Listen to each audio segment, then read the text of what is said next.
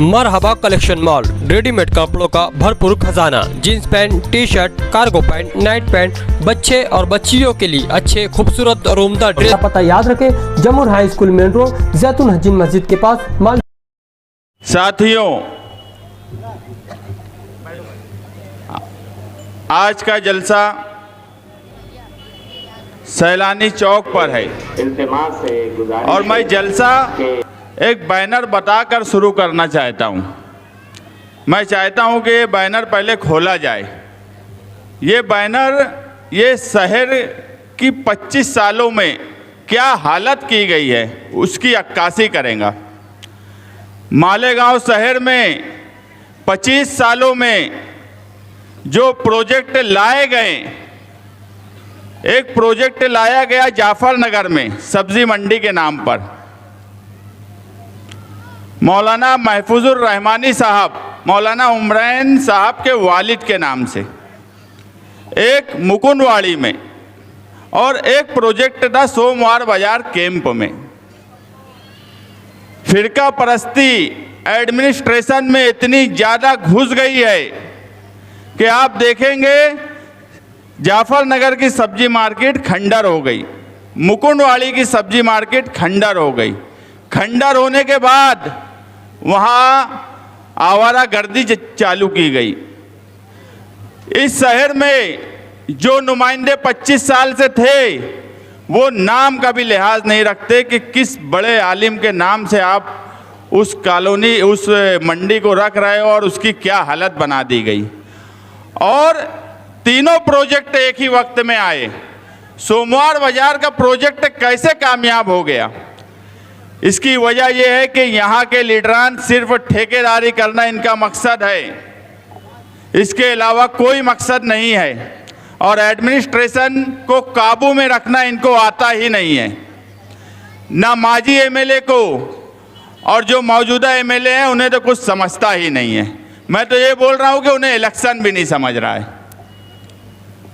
Administration को किस तरह से संभाला जाए, आपकी जो नुमाइंदा है वो MBA है, मास्टर बिजनेस एडमिनिस्ट्रेशन। एडमिनिस्ट्रेशन किस तरह से चलाया जाए ये वो पढ़ी हुई है, कारपोरेशन में मेंबर रही है, अपोजिशन लीडर रही है, तजुर्बा भी है। पॉलिटिक्स से ग्रेजुएशन की है, ऐसे पॉलिटिक्स से उसके खून में है, मगर पॉलिटिक्स से पढ़ी लिखी भी है। LLB है, कानून समझती है। जिन लोगों पर गोली चली और गोली चलने के नाम पर जो मौजूदा MLA के साथ गए, जिन लोगों ने गोलियां चलाई थी, 2 महीने में उनकी जमानत हो गई। 2 महीने में मौजूदा MLA की ये ताकत है। अगर हम होते तो जेल में डालना भी जानते हैं, और जब जेल से निकालने की बात आती है तो रहीम भाई निकालना भी जानते हैं। जानते हैं कि नहीं जानते हैं? दोनों हमको आता है, जेल में डालना भी आता है, जेल से निकालना भी आता है। जाफर नगर के जलसे में मौजूदा MLA बोले कि जो गुंडागर्दी हमारे वर्कर के साथ की गई, 24 घंटे में अगर गिरफ्तार नहीं किए तो मैं ये कर डालूंगा, वो कर डालूंगा। 100 घंटे हो गए हैं, 100 घंटे। मौजूदा MLA उन लोगों का नाम FIR में आरोपियों का नहीं लिखा सके, इतने कमज़ोर MLA हैं। इस शहर में इससे ज़्यादा कमज़ोर MLA मालेगांव की तारीख में नहीं आया कि जो 4 घंटा धरना देने के बाद भी आरोपी का नाम नहीं लिखा सका। आप ऐसे लोगों का साथ दे सकते हैं क्या? एक आवाज में बोलो, दे सकते हैं क्या? इतना कमजोर MLA इस शहर में होना चाहिए क्या, जिसे ना मराठी समझती है, ना एडमिनिस्ट्रेशन समझता है, ना कानून समझता है, ना पुलिस वालों के ऊपर उसकी कुछ चलती है। ऐसा कमजोर MLA इस शहर को मिलना चाहिए क्या? इस शहर को मिलना चाहिए एक बहादुर MLA, एक पढ़ी लिखी MLA, एक ऐसी MLA जिसको एडमिनिस्ट्रेशन समझता है, जिससे सरकारी दफ्तर में बैठा हुआ आदमी कांपे। अगर वो सोमवार बाजार की सब्जी मंडी को चालू कर सकते हैं, तो उनको ये डर होना चाहिए कि मालेगांव सेंट्रल की अगर हम खंडर कर दिए तो ये हमको जेल भेज देंगी, ये हमको सर्विस से निकाल देंगी। ये डर एडमिनिस्ट्रेशन पे निहाल साहब के वक्त हुआ करता था। 25 साल में सरकारी आदमियों का डर खत्म कर दिया गया इस शहर में। ऐसा कमजोर एमएलए मैं बोलता हूँ मालेगांव की तारीख में नहीं गुजरा। इतने कमजोर एमएलए का साथ देना मतलब शहर को कमजोर करना है।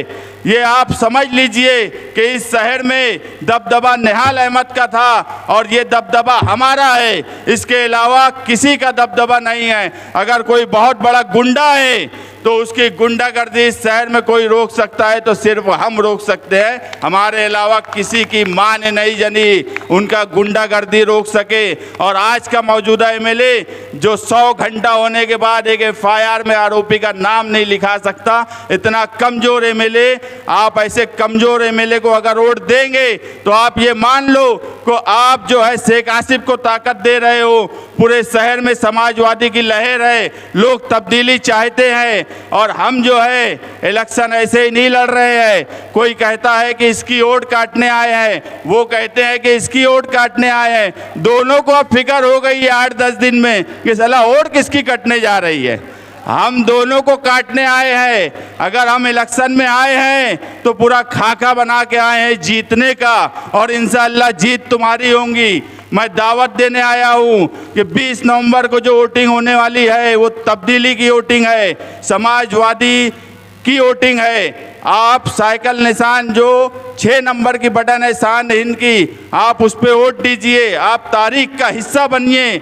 हम किसी की वोट काटने नहीं आए हैं, हम पूरा खाका बना के आए हैं। और ऐसा है कि पूरा शहर जानता है कि हम अगर इलेक्शन लड़ रहे हैं तो हमने पूरा खाका बनाया हुआ है कि इलेक्शन से एक दिन पहले क्या होने वाला है ये भी हमको पता है, इलेक्शन के दिन क्या करने वाले हैं उसकी भी हमारे पास प्लानिंग है। हम 3 महीने से इलेक्शन का खाका बनाए हुए हैं, हम ऐसे ही इलेक्शन में नहीं आए हैं। मैं बोल रहा हूँ हम जीतने के लिए इलेक्शन में आए और इंशाअल्लाह जीत तुम्हारी होगी, जीत तुम्हारी ही होने वाली है। आने वाला वक्त असेंबली के बाद कारपोरेशन का है, हमने उसका भी खाका बनाया है कि इस शहर में कैसे नुमाइंदे कारपोरेशन में जाना चाहिए। जिनको लकड़ी का लड्डू दिया जा रहा है 23 तारीख को जब पेटी खुलेंगी तो आंख फटी की फटी रह जाएंगी। गुरुवार वार्ड से लेकर निहाल नगर तक सिर्फ समाजवादी है, किले से लेकर इस्लामपुरे तक सिर्फ समाजवादी है, गोल्डन नगर से लेकर नयापुरे तक सिर्फ समाजवादी है। पूरे शहर में हम इलेक्शन लड़ रहे हैं और पूरा शहर एक साथ खड़ा है इस वक्त तब्दीली के लिए, बदलाव के लिए। आपको तब्दीली के लिए इस शहर में भरपूर वोट करना है। आप अगर यहाँ हजारों की तादाद में जलसों में आ रहे हैं और जाने के बाद आप अगर लोगों को नहीं समझा रहे हैं तो हम यही मानेंगे कि हम इलेक्शन नहीं लड़ पा रहे हैं। हम जो कर सकते हैं, यहाँ बैठे हुए जिम्मेदारान, यहाँ हमारे नूरुल ऐन साबरी साहब भी बैठे हैं जो अपनी कई तंजीमों के साथ हिमायत दी है और तंजीमों के साथ कोशिश कर रहे हैं। अगर ये लोग कोशिश कर रहे हैं तो इस शहर के हालात देखकर कर रहे हैं, इस शहर में तब्दीली के लिए कर रहे हैं। तो सामने बैठा हुआ आदमी, आखिरी खड़ा हुआ आदमी, उसकी भी ये जिम्मेदारी है कि जलसे से जाने के बाद वो लोगों को कन्विंस करे, लोगों की राय आम्मा बनाए कि तब्दीली क्यों ज़रूरी है। घर में अगर मेरी माएँ बहनें हैं तो उन्हें समझाएं कि एक औरत को वोट देना क्यों ज़रूरी है, क्योंकि ये औरत मर्दों पर भारी है। ये सब कमज़ोर लोग हैं, ये बुज़दिल हैं। फिरका परस्तों से लड़ना इस शहर में किसी को आता है तो वो सिर्फ निहाली सोच रखने वाले समाजवादियों को आता है, बाकी किसी को नहीं आता। ये आपस में तो बहुत गोली और बंदूक की बात करते हैं। कभी सुना शेख आसिफ के घराने ने किसी फिरका परस्त के खिलाफ कुछ बोला? किसी मुफ्ती इस्माइल के घर के लोगों ने बड़ा अब्दुल्ला को प्रोजेक्ट कर रहे हैं? कभी सुना है किसी का राशन कार्ड बनाया या किसी फिरका परस्तों के खिलाफ कुछ बोले? ये कभी नहीं बोलेंगे। आप एक बात ध्यान से सुनिए कि एक आदमी था, रॉयल होटल पर काम करता था, शेख इसहाक मामू, चमन नगर का रहने वाला था। उस आदमी ने, किसने उसको फ़ोन पर धमकी दी, गालियां दी और वह आदमी ने फांसी लगा लिया। फांसी लगाने के बाद उसकी 2 बीवियां थी, 8 बच्चे थे। एक बच्ची 1 साल की थी, 1 महीने की थी एक बच्ची। आज़ाद नगर वाले, गुरुवार वार्ड वाले, डेपू वाले, चमन नगर वाले, अमनपुरा वाले, क्या आप ऐसे जुल्म करने वालों को वोट देंगे? आप एक बार सोचिए तो सही। हमने इस शहर में कभी किसी पर जुल्म नहीं किया।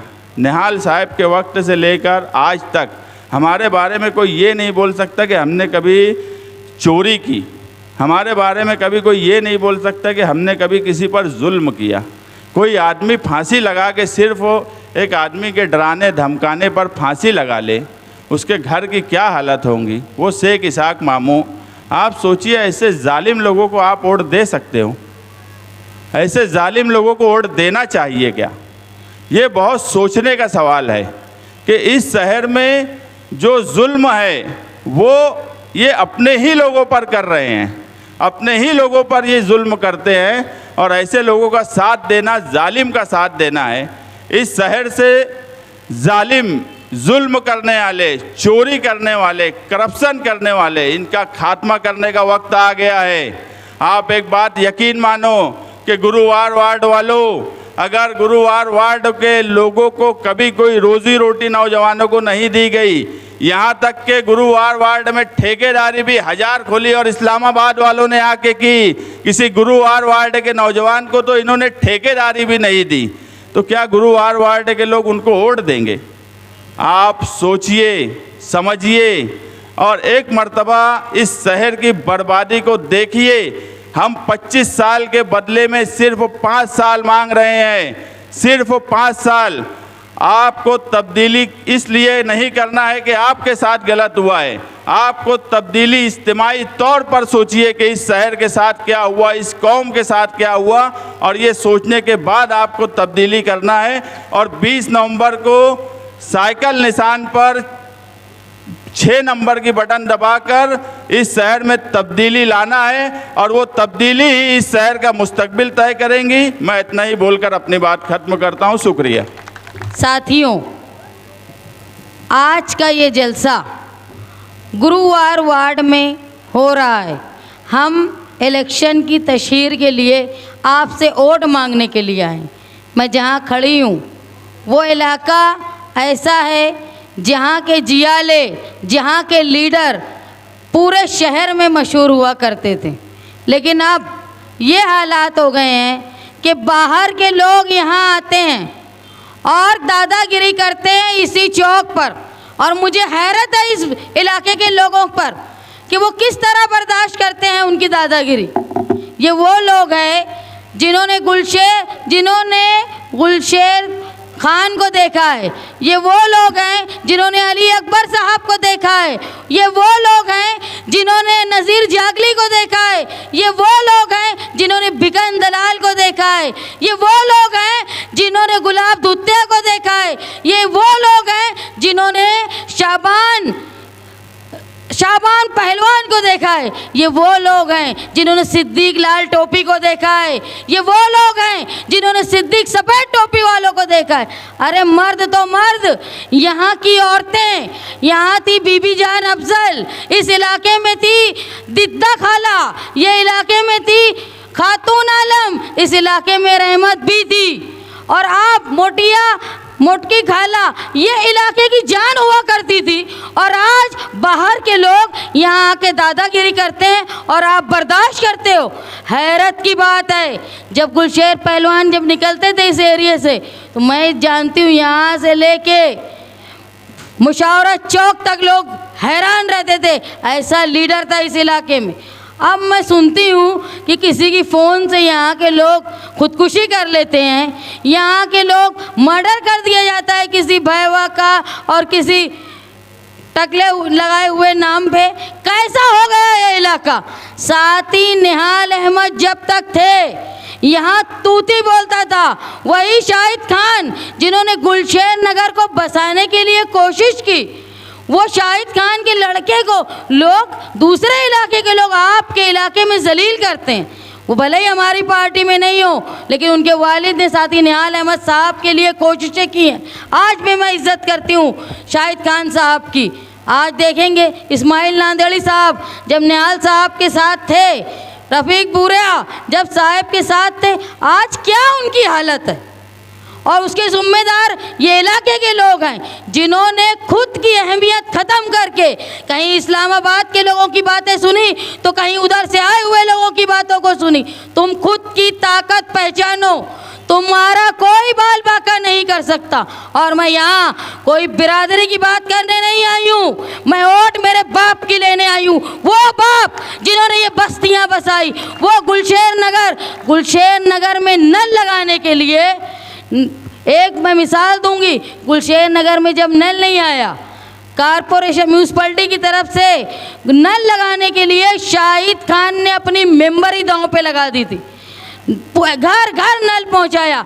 आखिर में यही शेख रशीद का खानदान शाहिद खान के खिलाफ मंत्रालय में कंप्लेन किए। मंत्रालय में कंप्लेन करने के बाद इंक्वायरी बैठी कि शाहिद खान को डिस्क्वालीफाई कर दिया जाएगा। उस वक्त निहाल साहब ने उनकी मेंबरी बहाल करके लाए और उसके बेटे को ये इस्लामाबाद वाले जलसे में जलील करते हैं और तुम बर्दाश्त करते हो।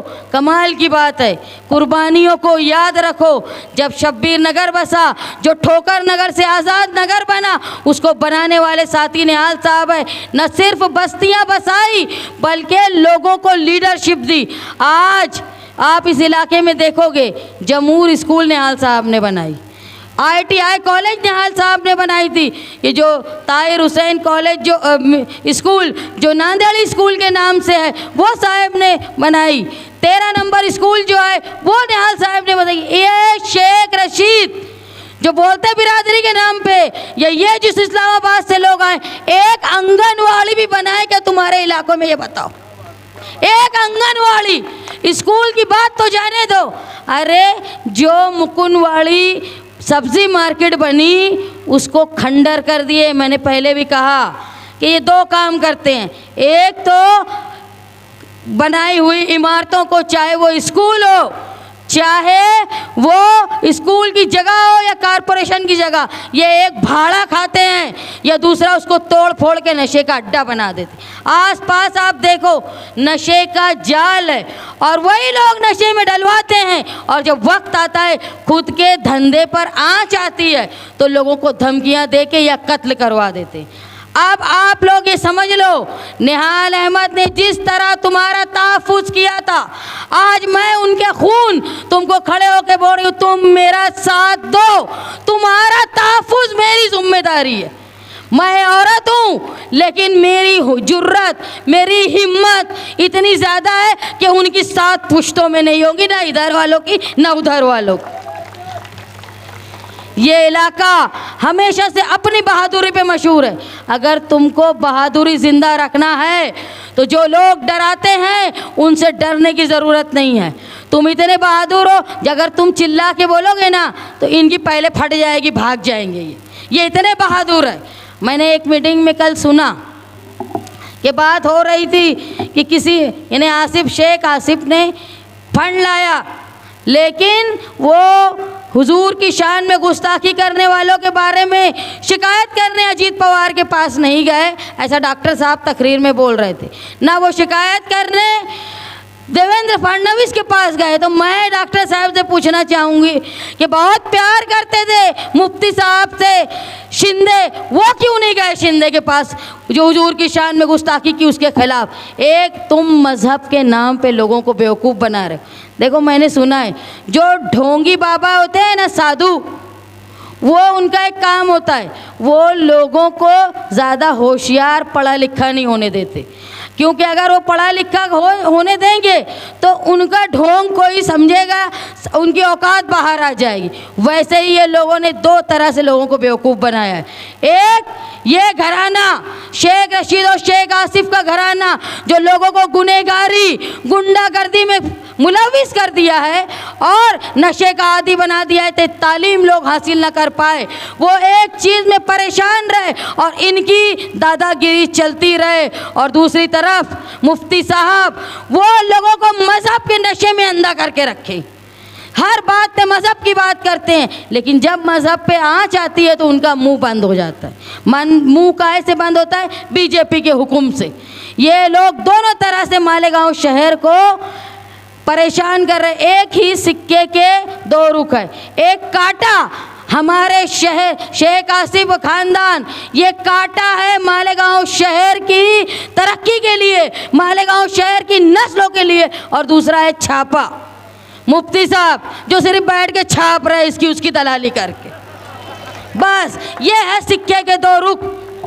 मालेगांव शहर में तालीम का नाम, मैं आप लोगों से ये वादा करती हूँ कि जैसे साथी निहाल अहमद साहब ने आपके इतराफ़ में स्कूल बनाई, बस्तियाँ बसाई, लोगों को कारोबार से लगाया, और उसके बाद तुम्हारी नस्ल महफूज रहे इसके लिए बाकिरदार बने, इसलिए स्कूल बनाया। लेकिन ये लोग एक आंगनवाड़ी लाने की ताकत नहीं है। निहाल अहमद के अलावा मालेगांव शहर में गरीबों की बस्ती के लिए कोई आंगनवाड़ी भी नहीं लाए। न 10 साल मुफ्ती साहब रहे, 15 साल ये घर रहा, लेकिन तुम आंगनवाड़ी को क्या समझते हो? मामूली चीज़ है। आंगनवाड़ी ऐसी है जहाँ बच्चे कमज़ोर रहते तो उनको ग़िज़ाइयत का सामान दिया जाता है। तुम्हारे बच्चों के टीके की पूरी लिस्ट उनके पास रहती। एक बच्चे से दूसरे बच्चे के बीच में गैप कितना रहना चाहिए ये समझता। नौजवान लड़की के लिए क्या ज़रूरी है, हामला औरत के लिए क्या ज़रूरी है, बच्चों के लिए क्या ज़रूरी, ये एक ऐसा डेटा रहता जो बहुत बड़ी चीज़ है। लेकिन स्कूल तो दूर की बात, एक आंगनवाड़ी लाने की उनकी ताकत नहीं है। मैं आप लोगों के सामने इस अज़्म के साथ खड़ी हूँ। ये जो गुंडागर्दी कर रहे हैं, नशे का कारोबार कर रहे हैं और आकर दादागिरी कर रहे हैं, तो मुझे लाओ। मैं मेरे बाप की वोट मांगने आई हूँ। उनके बाप की वोट नहीं थी, वो बिरादरी के नाम पे टुकड़े की गई वोट थी। किसी के बाप की वोट नहीं, मेरे बाप ने मेहनत किया है तुम्हारी बस्तियाँ बसाने के लिए। उस वक्त के अली अकबर साहब ने मेहनत की है तुम्हारे वास्ते, जियालों ने मेहनत की है। उसके बाद तुम लोग निहाल साहब के कायल हुए और उनकी बेटी तुमसे वोट मांगने आई। इस शहर में फ़िरका परस्ती जिस तरह हिंदू मुसलमान की महाराष्ट्र में हिंदुस्तान में हो रही है, वैसे ही मालेगांव शहर में ज़ात बिरादरी की फ़िरका परस्ती हो रही है।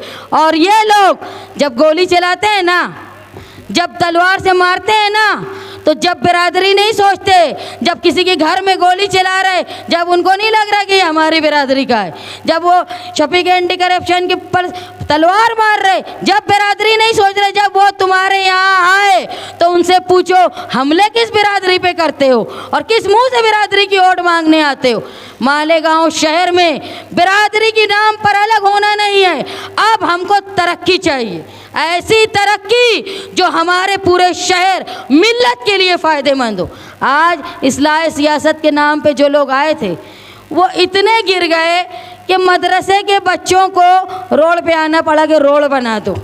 जो बच्चे जो दुनिया की लज्जतें छोड़ के मदरसे में अल्लाह से लौ लगा के बैठते हैं, आज उनके लिए इतनी बुरा वक्त आ गया कि उनको रोड पे आके बोलना पड़ा कि रोड बना दो।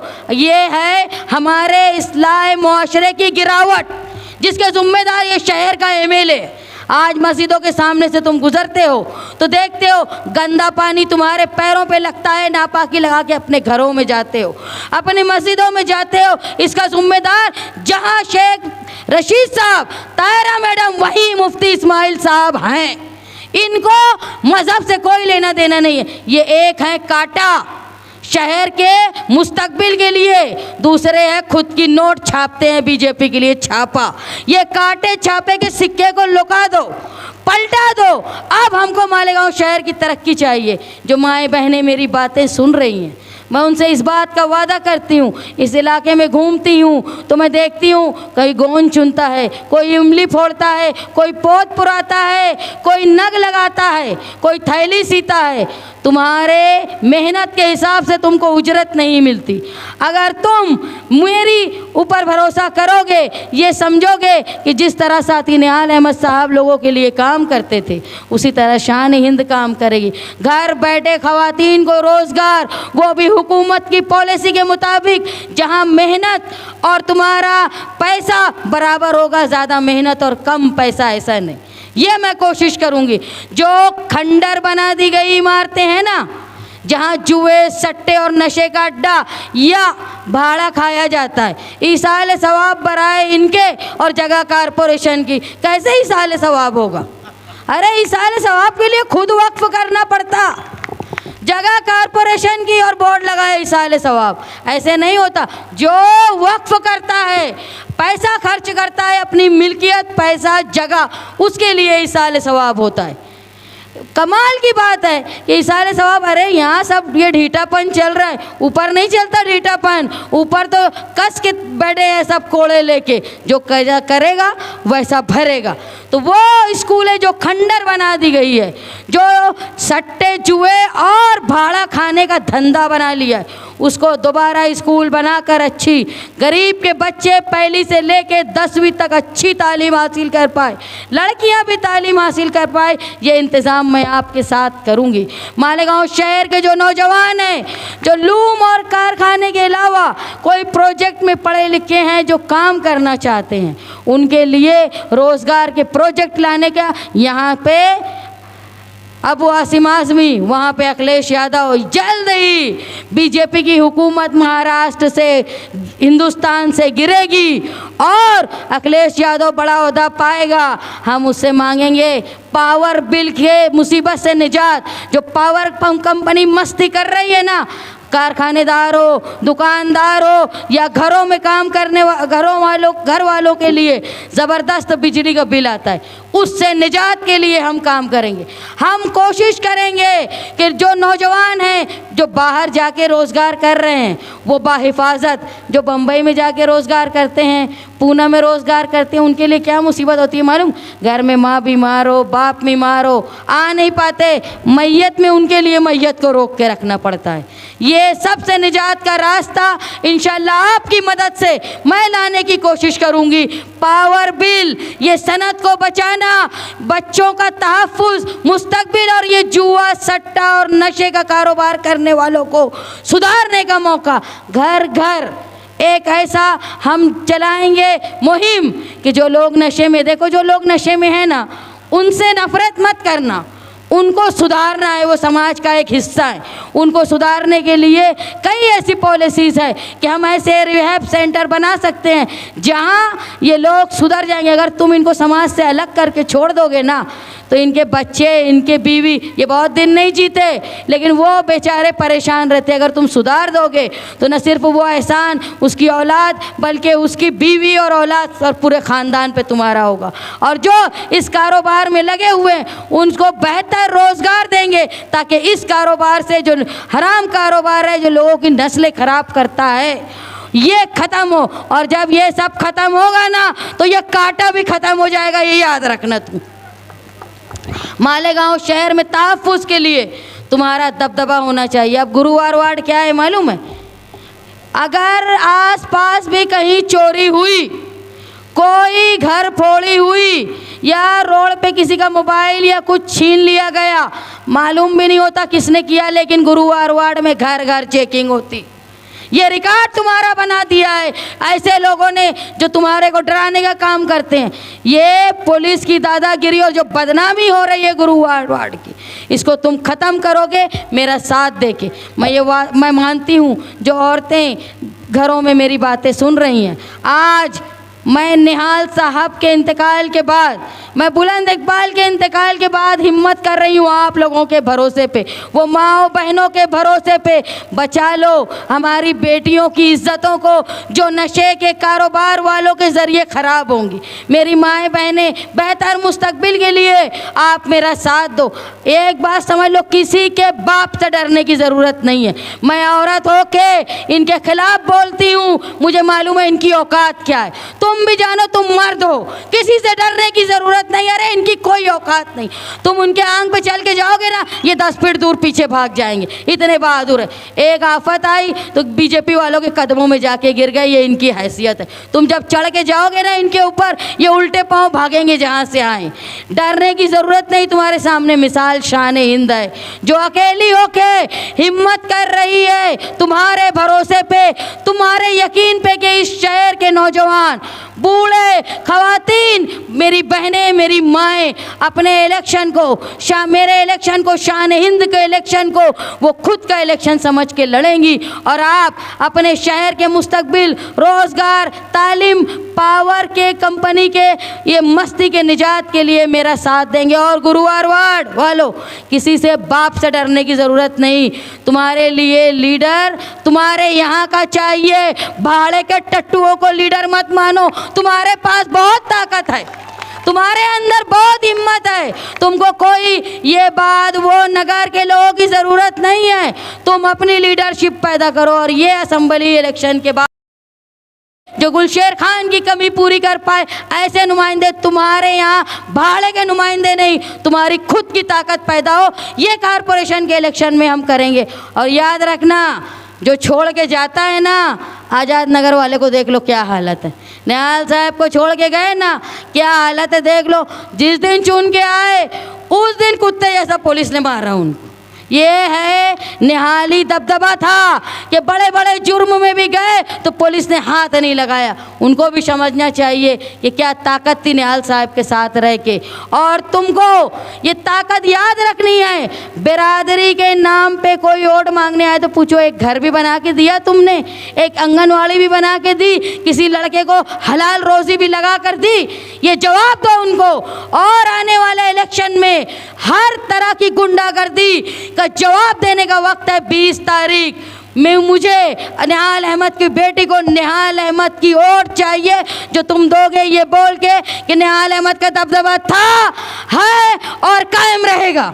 आज खियाबान निसात चौक किले में समाजवादी पार्टी राब्ता ऑफिस का इफ्तिताह किया गया।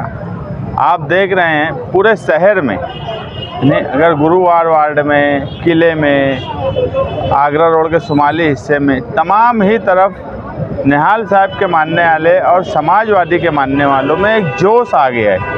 ऐसा महसूस होता है कि हम लोग सुबह से जब निकलते हैं तो हमको फुर्सत नहीं है लोगों से मिलने की। यहाँ ऐसा है कि लोग 4-4 घंटा एक जगह जाके धरने पे बैठ जा रहे हैं, इतनी तो फुर्सत हमको भी नहीं है। बोलने का मतलब ये है कि शहर में एक तब्दीली की लहर है और शहर ये चाहता है कि ये दोनों की जो 25 साल की मिली जोड़ हो, इसका कहीं ना कहीं खात्मा हो। इसीलिए आज एक राब्ता ऑफिस का यहाँ आज ओपनिंग हुई है। अभी रसूलपुरे में भी एक राब्ता ऑफिस की ओपनिंग है। मतलब बोलने का है कि शहर एक तरह से एक तरफा समाजवादियों की तरफ देख रहा है और हमें पूरी उम्मीद है कि 23 नवंबर को इस शहर में एक नया नुमाइंदा मिलेगा। वो नुमाइंदा जो LLB है, वो नुमाइंदा जो MBA है, वो नुमाइंदा जो पॉलिटिक्स से ग्रेजुएशन किया है, ऐसा नुमाइंदा शहर की ज़रूरत है। मैं आज जलसे में भी बोला कि इस शहर में एडमिनिस्ट्रेशन, सरकारी दफातर के जो मुलाजमीन हैं उन पर पकड़ बिल्कुल कमज़ोर हो गई। ये भी एक वजह है शहर के खंडर होने की। तो MBA की हुई जो नुमाइंदा रहेंगी उसको कहीं ना कहीं मास्टर बिजनेस ऑफ एडमिनिस्ट्रेशन का तजुर्बा है। अपोजिशन लीडर रही है, कारपोरेटर रही है, यानी शहर में एडमिनिस्ट्रेशन को किस तरह से चलाया जाए। एक का मामला ऐसा था कि उन्हें पढ़ना ही लिखना नहीं आता था। एक आलिम तो बहुत बड़े हैं, बहुत अच्छी बात है, मराठी बोलना नहीं आता, मराठी पढ़ना नहीं आता, इंग्लिश समझती नहीं, इंग्लिश बोलना नहीं आता। अब दौर जो है कहीं ना कहीं एक ऐसा नुमाइंदा चाहता है जो पढ़ा लिखा हो और इसीलिए लोग जोग दर जोग समाजवादी से जुड़ रहे हैं। समाजवादी की हर हिस्से में ऑफिसेज बन रही हैं जहाँ से यादियों का और दूसरा कामकाज होगा। और मैं हमारे साथ जो यहाँ किले के जिम्मेदारान हैं, मैं इनका शुक्रिया अदा करता हूँ कि ये आज दिन भर में एक बड़ी राब्ता ऑफिस की तैयारी की और राब्ता ऑफिस बनाई गई और मुझे पूरी उम्मीद है कि इस राब्ता ऑफिस से इलेक्शनी कामकाज बड़ी धूमधाम से होगा।